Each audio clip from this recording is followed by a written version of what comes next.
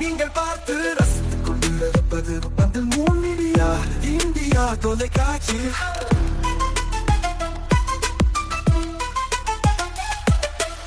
நீங்கள் பார்த்து ரசித்துக் கொண்டிருப்பது உங்கள் மீடியா இந்தியா தொலைக்காட்சி. நீங்கள் பார்த்து ரசித்துக் கொண்டிருப்பது உங்கள் மீடியா இந்தியா தொலைக்காட்சி.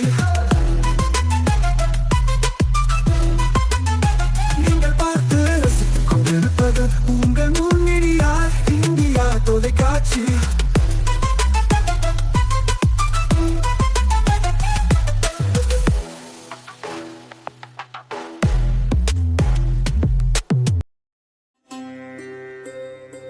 நாளும் ஒரு திருக்குறள். அறத்துப்பால் நீத்தார் பெருமை. குணமென்னும் குன்றேறி நின்றார் வெகுளி கனவேயும் காத்தல் அரிது. விளக்கம். குணக்குன்றுகளான பெரியவர்கள் கோபம் கொண்டால் அந்த கோபம் அவர்கள் உள்ளத்தில் ஒரு கணங்கூட நிலைத்து நிற்காது.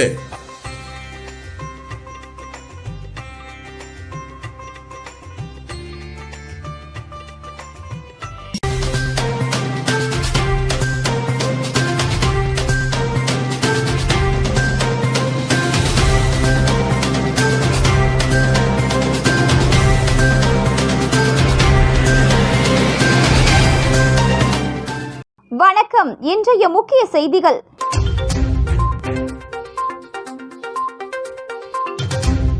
கடன் வாங்கியவரின் புகைப்படத்தை ஆபாசமாக சித்தரித்து மிரட்டி பணம் பறிப்பு. சென்னையை சேர்ந்த வாலிபர் கைது. மேலும் சிலருக்கு போலீசார் வலை.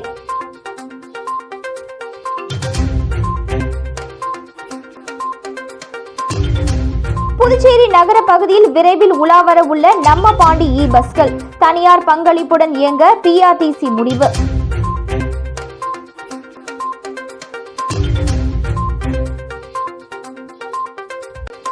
ஆபரேஷன் சிந்தூர் வெற்றியை கொண்டாடும் வகையில் புதுச்சேரி வணிகர்கள் கூட்டமைப்பு சார்பில் தேசிய கொடி பேரணி.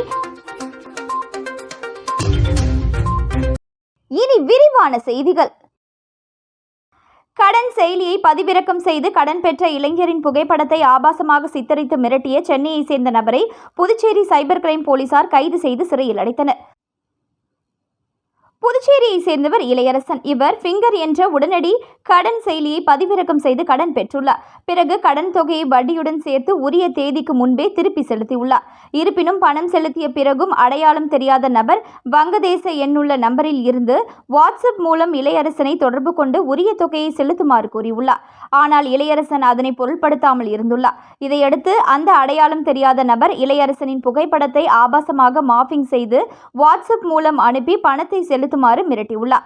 மேலும் மார்பிங் செய்யப்பட்ட புகைப்படத்தை இளையரசனுக்கு தொடர்புள்ள நபர்கள் அனைவருக்கும் பகிர்ந்து விடுவதாகவும் தொடர்ந்து மிரட்டல் விடுத்துள்ளார். இதனால் இளையரசன் 63,089 ரூபாய் வரை பணத்தை பரிமாற்றம் செய்துள்ளார். இருப்பினும் அந்த நபர் மிரட்டி தொந்தரவு செய்துள்ளார். இதனால் சந்தேகமடைந்த இளையரசன் புதுச்சேரி சைபர் கிரைம் காவல் நிலையத்தில் புகார் அளித்தார். புகாரின் அடிப்படையில் போலீசார் வழக்கு பதிவு செய்து விசாரணை மேற்கொண்டனர்.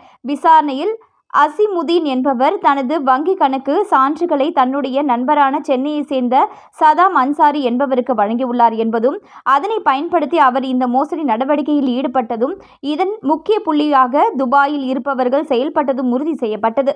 இதையடுத்து சதாம் அன்சாரியை கைது செய்த போலீசார் புதுச்சேரி நீதிமன்றத்தில் ஆஜர்படுத்தி சிறையில் அடைத்தனர். வெளிநாட்டில் வசித்து வரும் மோசடி நபர்களை கைது செய்யும் நடவடிக்கையிலும் ஈடுபட்டு வருகின்றனர்.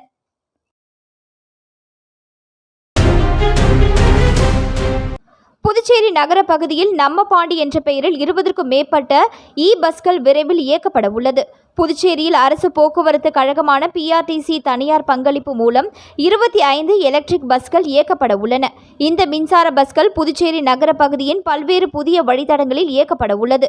9 மீட்டர் நீளம் கொண்ட இந்த பேருந்தில் 36 பேர் வரை அமர்ந்து பயணம் செய்யலாம். இந்த பஸ்கள் அனைத்தும் GPS கண்காணிப்பில் கீழ் உள்ளது. மின்சார பஸ்களை இயக்க புதியதாக 18 டிரைவர்கள் நியமிக்கப்பட்டுள்ளனர். இவர்களுக்கு மின்சார பஸ்களை இயக்கவும் பராமரிக்கவும் தனியாக பயிற்சி அளிக்கப்படுகிறது. 10 நாட்களுக்குள் இந்த பஸ்கள் பயன்பாட்டுக்கு வரும் என அதிகாரிகள் தெரிவித்துள்ளனர். ஆபரேஷன் சிந்தூர் வெற்றியை கொண்டாடும் வகையில் புதுச்சேரி வணிகர்கள் கூட்டமைப்பு சார்பில் தேசிய கொடி பேரணி 1000க்கும் மேற்பட்ட வணிகர்கள் பங்கேற்று 100 மீட்டர் நீளமுள்ள தேசிய கொடியை கையில் பிடித்துக்கொண்டு ஜெய்ஹிந்த் என்ற முழக்கத்துடன் பேரணி சென்றனர். பாகிஸ்தான் தீவிரவாதிகளால் காஷ்மீர் பகல்காம் தாக்குதலில் உயிரிழந்த பொதுமக்களுக்கு ஆபரேஷன் சிந்தூர் மூலம் பதிலடி கொடுத்து தீவிரவாதிகளின் முகாம்களை அடித்த இந்திய ராணுவத்திற்கு நன்றி தெரிவிக்கும் வகையில் தேசிய ஒற்றுமையை வலியுறுத்தும் விதமாகவும் ஆபரேஷன் சிந்தூர் வெற்றி ஊர்வலம் புதுச்சேரி வணிகர்கள் கூட்டமைப்பின் சார்பில் நடைபெற்றது. புதுச்சேரி வணிகர்கள் கூட்டமைப்பின் தலைவர் MLA சிவசங்கரன் தலைமையில் கடலூர் சாலை ஒருங்கிணைந்த நீதிமன்றம் வளாகம் முன்பிருந்து தேசிய கொடி பேரணி புறப்பட்டது. பேரணியானது மறைமலை அடிகள் சாலை, அண்ணா சாலை, நேரு வீதி, மிஷின் வீதி வழியாக புதுச்சேரி மாதா கோவில் அருகே நிறைவடைந்தது. பேரணியில் புதுச்சேரி மட்டுமன்றி அரியாங்குப்பம், வில்லியனூர், பாகூர், திருக்கனூர் உள்ளிட்ட புறநகர் பகுதிகளில் உள்ள வணிகர்கள், வணிக நிறுவன உரிமையாளர்கள் மற்றும் ஊழியர்கள் என 1000க்கும் மேற்பட்டோர் பங்கேற்று 100 மீட்டர் நீளத்திலான தேசிய கொடியை கையில் பிடித்துக்கொண்டு ஜெய்ஹிந்த் என்ற முழக்கத்துடன் பேரணியாக சென்றனர்.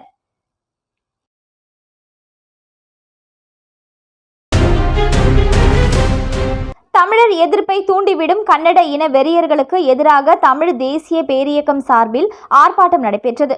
திரைப்பட விழாவில் பேசிய கமலஹாசன், பாச பிணைப்பில் கன்னட நடிகரை மேடைக்கு அழைக்கும் பொழுது தமிழ் மொழியிலிருந்து பிறந்ததுதான் கன்னட மொழி, நீயும் நானும் சகோதரனே என்று உறவோடு பேசினார். இதை திரித்து கர்நாடகத்தில் தமிழர் எதிர்ப்பை தூண்டி விடுகிறார்கள். இந்த கருத்து தவறு என்றால் அவர்கள் தாராளமாக மறுக்கலாம், மாற்று கருத்தை முன்வைக்கலாம். அதை விடுத்து தமிழர்களுக்கு எதிராக கலவரத்தை தூண்டும் வகையில் கர்நாடகத்தில் காங்கிரஸ் முதலமைச்சர் சித்தராமையாவும் பாசக மாநில தலைவரும் கருத்துக்களை தெரிவித்திருப்பது கண்டனத்துக்குரியது.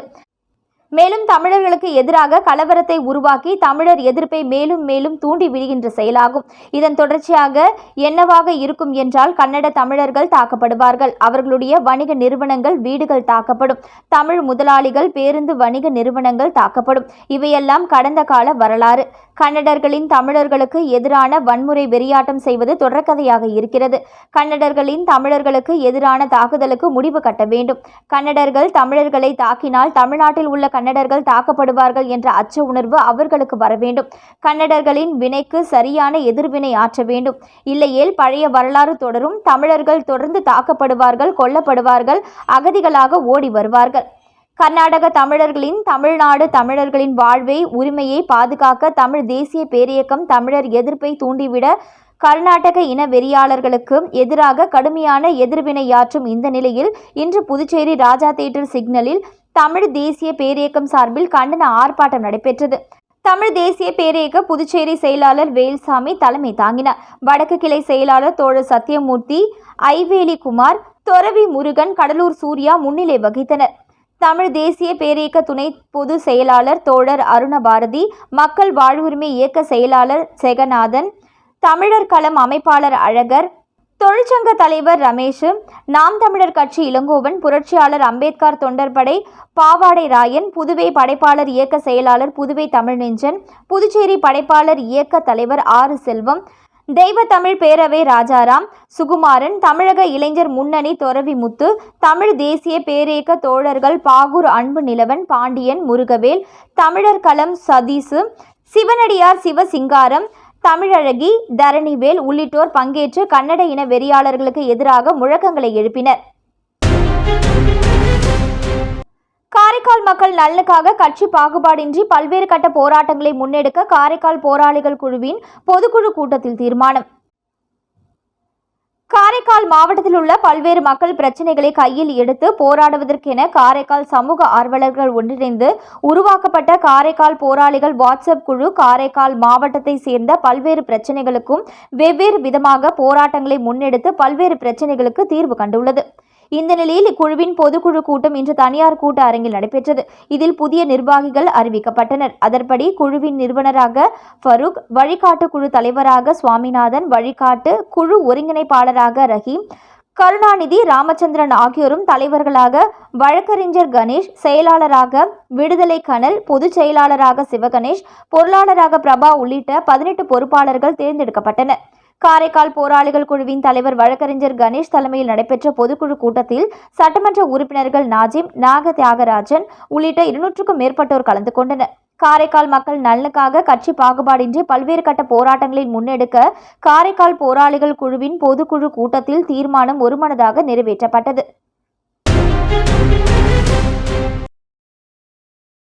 லாஸ்பேட்டை தொகுதியில் சிமெண்ட் சாலை அமைக்கும் பணிகளை சட்டமன்ற உறுப்பினர் வைத்தியநாதன் பூமி பூஜை செய்து தொடங்கி வைத்தார். லாஸ்பேட்டை தொகுதிக்கு உட்பட்ட நேருவில் நகர் பகுதியில் மக்களின் நீண்ட நாள் கோரிக்கையை ஏற்று 1வது மற்றும் 3வது குறுக்கு வீதிகளில் பொதுப்பணித்துறை மூலம் 8 லட்சம் ரூபாய் மதிப்பீட்டில் சிமெண்ட் சாலை மற்றும் கழிவுநீர் வாய்க்கால் அமைக்கும் பணியினை தொகுதியின் சட்டமன்ற உறுப்பினரும் காங்கிரஸ் கட்சி சட்டமன்ற தலைவர் வைத்தியநாதன் பூமி பூஜை செய்து தொடங்கி வைத்தார். இந்நிகழ்ச்சியில் பொதுப்பணித்துறை இளநிலை பொறியாளர் லோகநாதன் மற்றும் காங்கிரஸ் கட்சி நிர்வாகிகள், கமலா அறக்கட்டளை நிர்வாகிகள், அப்பகுதி பொதுமக்கள் உட்பட பலர் கலந்து கொண்டனர்.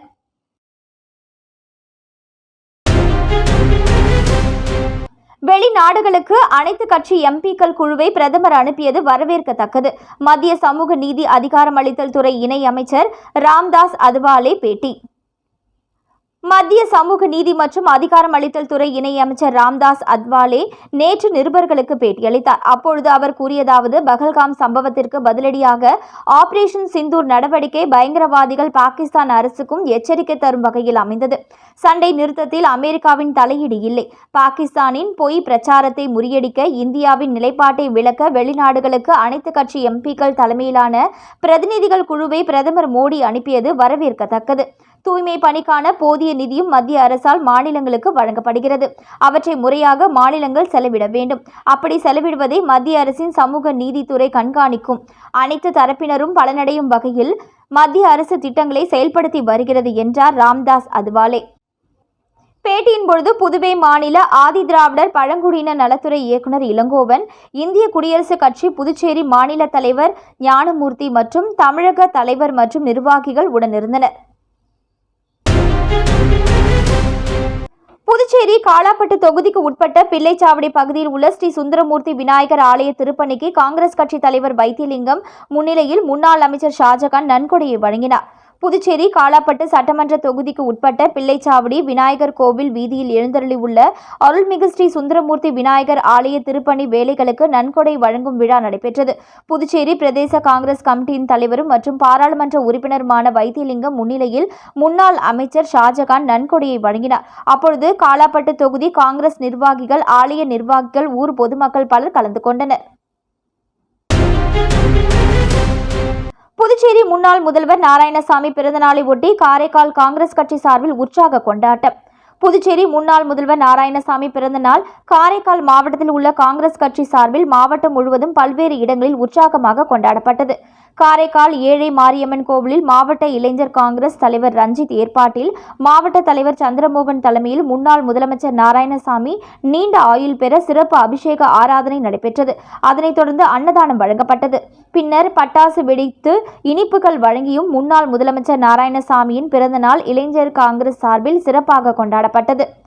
காரைக்கால் தூய மரியன்னை தேவாலயத்தில் சிறுபான்மையினர் அணி சார்பில் எல்எஸ்பி சோழ சிங்கராயர் ஏற்பாட்டில் சிறப்பு பிரார்த்தனை செய்யப்பட்டது. தொடர்ந்து மஸ்தான் சாஹிப் தர்காவில் இளைஞர் காங்கிரஸ் மாநில துணைத் தலைவர் தண்ணீர் ஏற்பாட்டில் சிறப்பு வழிபாடு நடைபெற்றது. அப்பொழுது தெற்கு தொகுதி வட்டார தலைவர்கள் முஜிப் ரஹ்மான், பிரகாஷ் ஆகியோர் ஏற்பாட்டில் ஏழை எளிய மக்களுக்கு அன்னதானம் வழங்கப்பட்டது. காரைக்கால் அம்மையார் அன்னதான மண்டபத்தில் மீனவர் காங்கிரஸ் தலைவர் அஞ்சப்பன் ஏற்பாட்டில் அன்னதானம் வழங்கப்பட்டது. இந்நிகழ்ச்சிகளில் மாவட்ட மகளிர் காங்கிரஸ் தலைவி நிர்மலா, மாவட்ட செயலாளர் கருணாநிதி உள்ளிட்ட ஏராளமான காங்கிரஸ் கட்சியினர் கலந்து கொண்டனர். BM Film இன்டர்நேஷனல் தயாரிப்பில் உருவாகியுள்ள குயிலி திரைப்படத்தின் 2வது பாடல் வெளியாகி உள்ள நிலையில் இயக்குனர் SA சந்திரசேகர் படக்குழுவை வெகுவாக பாராட்டியுள்ளார். புதுச்சேரியை சேர்ந்த BM இன்டர்நேஷனல் பிலிம் நிறுவனத்தின் தயாரிப்பில் இயக்குனர் முருகசாமி இயக்கத்தில் லிசி அன்டோனி, அருண்குமார் உள்ளிட்ட முன்னணி திரைக்கலைஞர்கள் நடித்துள்ள குயிலி திரைப்படம் விரைவில் திரையரங்குகளில் வெளியாக உள்ளது. இந்த நிலையில் இசையமைப்பாளர் ஜோ ஸ்மித் இசையில் பாடலாசிரியர் ஸ்நேகன் வரிகளில் உருவான நா 10 மாசம் என்ற பாடலை பிரபல திரைப்பட பாடகி வைகோம் விஜயலட்சுமி பாடியுள்ளார். தற்பொழுது இந்த பாடல் ஜி மியூசிக் சவுத் என்ற யூடியூப் தளம் மற்றும் பல்வேறு சமூக வலைதளங்களில் வெளியாகி சுமார் 15 லட்சம் பார்வையாளர்களை பெற்று ரசிகர்களுக்கிடையே பெரும் வரவேற்பை பெற்றுள்ளது. தற்பொழுது வேட்டவலம் ராமமூர்த்தி வரிகளில் பிரபல திரைப்பட பாடகர் அந்தோணி தாசன் பாடிய மது அது நாட்டுக்கும் வீட்டுக்கும் கேடு என்ற 2வது பாடல் வெளியாகி ரசிகர்களின் வரவேற்பை பெற்றுள்ளது. இதனிடையே இயக்குனர் S.A. சந்திரசேகரன் குயிலி படக்குழுவை பாராட்டி வீடியோ வெளியிட்டுள்ளார்.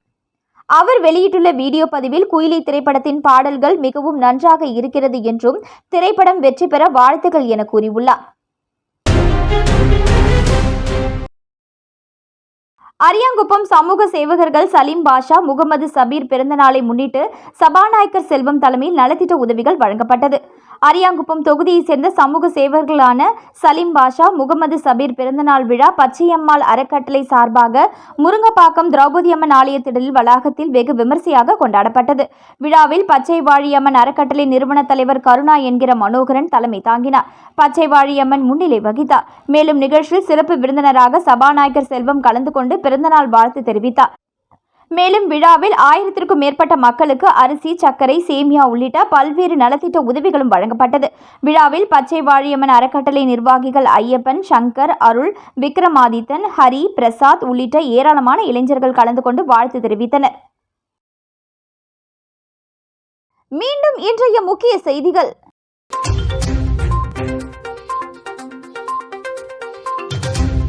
கடன் வாங்கியவரின் புகைப்படத்தை ஆபாசமாக சித்தரித்து மிரட்டி பணம் பறிப்பு.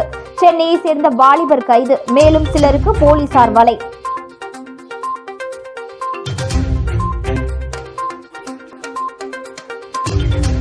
புதுச்சேரி நகர பகுதியில் விரைவில் உலாவர உள்ள நம்ம பாண்டி பஸ்கள் தனியார் பங்களிப்புடன் இயங்க PRTC முடிவு.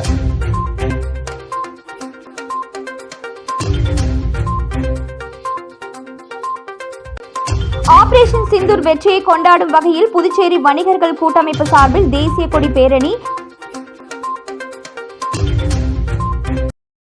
இத்துடன் இன்றைய செய்திகள் நிறைவடைந்தன. நன்றி, வணக்கம்.